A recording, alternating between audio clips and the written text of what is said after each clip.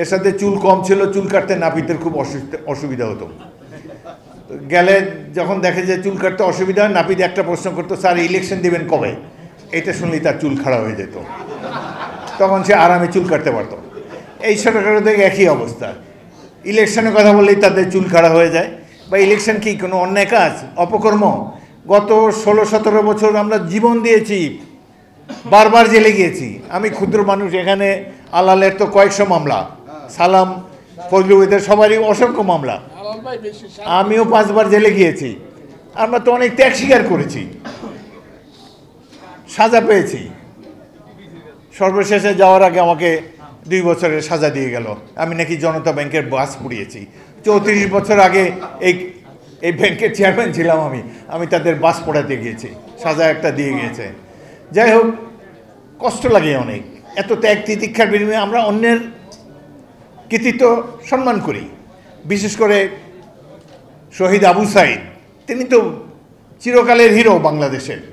যেইভাবে বুক চিতিয়ে তিনি রাইফেলের সামনে বুক পেতে দিয়েছেন, তাদের গুলি গ্রহণ করেছেন, মাথা উঁচু করে দাঁড়িয়েছিলেন, যুগ যুগ ধরে অনন্তকাল ধরে বাংলাদেশের মানুষ আবু সাইদকে নিয়ে গর্ব করব। আরও যারা শহীদ হয়েছেন তাদের প্রতি শ্রদ্ধা জানাই। বিএনপি এবং আমরা ব্যক্তিগতভাবেও প্রত্যেকটি শহীদ পরিবারকে সাহায্য করার চেষ্টা করেছি, আগামীতেও করব। সকলের এই দুঃসাহসকে, সকলের কৃতিত্বকে আমরা সম্মান করি।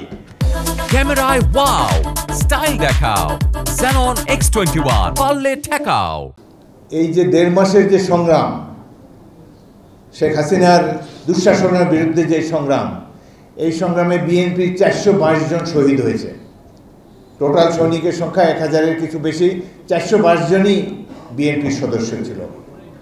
ঢাকা বিশ্ববিদ্যালয়ের একজন ছাত্র মারা যায়নি, একজনও শহীদ হয়নি। অথচ সব কৃতিত্ব আজকে এই পাবলিক বিশ্ববিদ্যালয়ের ছাত্ররা নিতে চায়। অথচ আমরা জানি এক পর্যায়ে এই আন্দোলন স্তীমিত হয়ে গিয়েছিল, তখন প্রাইভেট ইউনিভার্সিটির ছাত্ররা এসে নতুনভাবে যোগদান করায় এই আন্দোলন আবার গতিবেগ ফিরে পায়। তার সাথে যোগ দিয়েছে বিভিন্ন রাজনৈতিক দল, বিশেষ করে বিএনপির ছাত্র যুবক। তারা জীবন উৎসর্গ করার জন্যে শপথবদ্ধ হয়ে ঢাকা এবং অন্যান্য অঞ্চলে রাজপথে অবতীর্ণ হয়েছে, যে কারণেই এই 1.5 মাসের এই বিপ্লবটিকে অতি অল্প সময়ের মধ্যেই আমরা বিজয় লাভ করতে সক্ষম হয়েছি।